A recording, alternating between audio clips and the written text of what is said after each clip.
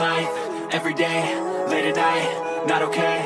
Hai bor, assalamualaikum warahmatullahi wabarakatuh. Para pengamat otomotif abal-abal, tahun ini memang tahun dimana banyak produsen mobil suka pamer-pamer produknya, dari mobil hybrid sampai ke listrik. Tapi apa jadinya jika suatu mobil yang diproduksi malahan gak laku bor, atau gak terjual? Jadi kasihan sama SPG-nya.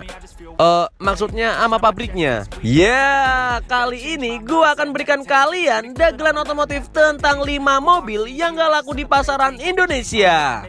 Bukan karena mobilnya gak bagus atau gak kuat, tapi banyak hal yang mempengaruhi. Tapi sebelum lanjut, iklan dulu bentar.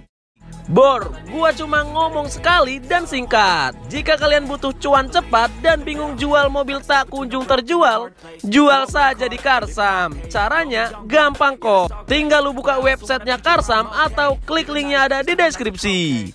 Nah, daftarkan dulu nama kalian, lalu pilih jual dan langsung janjian untuk acara penjualan. Beli mobil di sini juga bisa, Bor. Nggak usah ribet-ribet. Buka aja websitenya Karsam atau kalian bisa klik linknya ada di deskripsi. Di sana banyak sekali mobil-mobil istimewa yang harganya nggak jauh beda dengan harga di lapangan dan terkenal aman. Harganya pun transparan dan pasti tentunya. Kalian nggak usah repot-repot lah ngurus dokumen, tinggal lupa serahin aja ke Karsam. Di sini juga bisa tuker tambah mobil kentang lu bor dan dapatkan diskon 3 juta.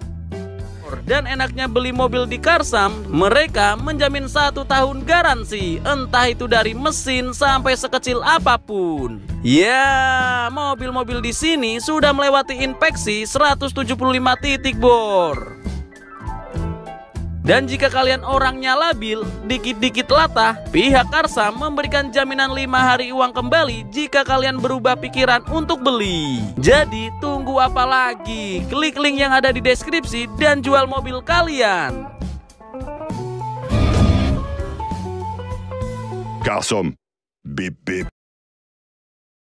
Nomor 1, Celerio. Nah ini bor, siapa yang tak tahu mobil satu ini? Jika kalian pernah lihat mobil ini di jalan, itu tandanya elu yang paling beruntung sedunia bor. Ya, memang jarang mobil ini terlihat. Bahkan keberadaannya bisa dibilang mobil langka. Perlu dilindungi bang, biar gak punah. Ini bukan hewan met, tapi ini mobil Suzuki yang jarang peminat. Saking gak ada peminatnya, mobil ini hanya terjual 2 unit di tahun 2016. Ya, di tahun 2016 bor. Dikutip dari Autonetmax, lebih sedikit dibanding tahun 2015.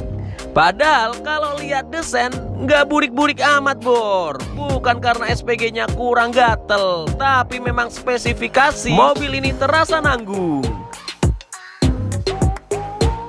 Di samping itu juga serangan besar-besaran tim LCGC membuat mobil ini pensiun di awal tahun 2017. Kasian, cuma 2 tahun berkarir di Indonesia. Padahal di India sana pada tahun itu mobil ini sangat laris manis bor, bak jualan payung di saat hujan.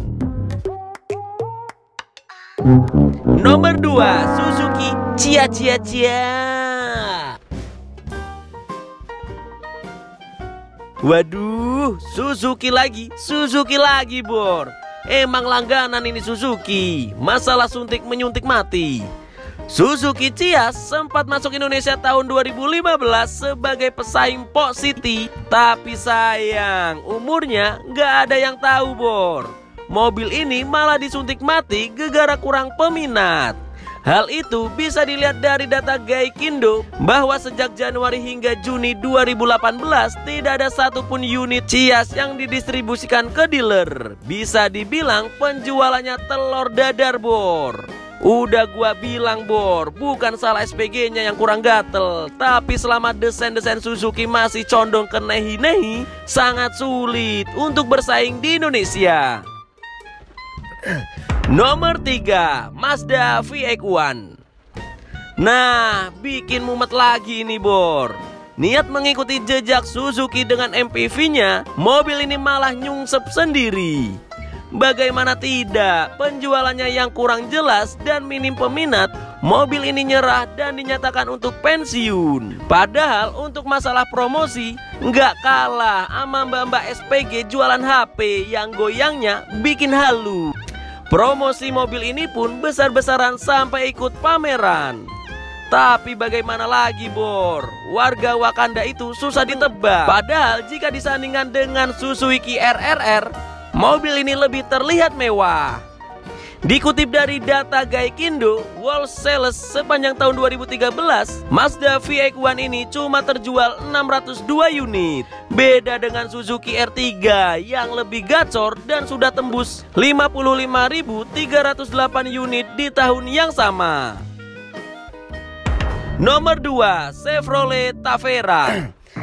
Siapa yang tak tahu mobil satu ini? Pasti sudah banyak yang tahu, Bor. Tapi jika kalian mendekat dan pasang rapat-rapat kuping kalian, tak akan mendengar suara mesin yang mengganggu. Ya, memang, Bor, karena ini bermesin bensin. Jadi haluslah kayak paha ayam. Ayam kampus, maaf. Dimulai dari proyek kerjasama General Motor, Isuzu dan Chevrolet, Tavera pun masuk Indonesia sekitar tahun 2001-an. Melihat wujudnya, tak jarang orang mengira Suzuki Panther memakai lambe Chevrolet.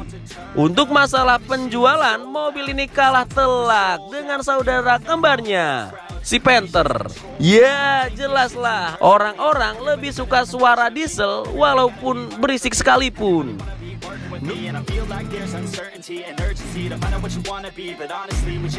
Nomor 5, Kia Morning. Mobil selamat pagi ini memang banyak yang mengira ini Picanto, Bor. Tapi itu salah besar. Bisa dibilang ini adalah trim terendah-rendahnya Kia Picanto. Bukan salah ibu mengandung, tetapi tren saat itu membuat pabrikan Kia mau gak mau harus mengeluarkan hatchback mininya yang lebih murah untuk menghadang liarnya LCGC yang makin lama makin menjadi. Makanya keluarlah mobil ini dengan harga murah, Bor.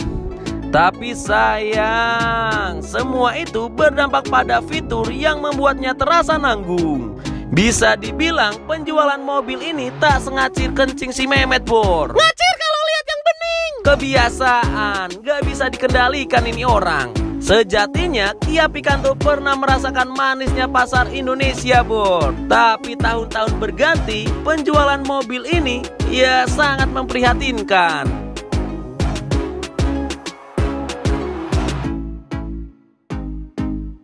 Nah, jadi seperti itu, Bor, dagelan 5 daftar mobil yang gagal di pasaran Indonesia. Bukan masalah produknya yang jelek, Bor, tapi momentum, strategi, dan riset perlu dilakukan dengan pasti dan hati-hati. Contoh saja pabrikan Wuling, pemain baru tapi nggak bisa dianggap remeh. Gua Aldi, sampai jumpa di dagelan otomotif berikutnya. Thanks.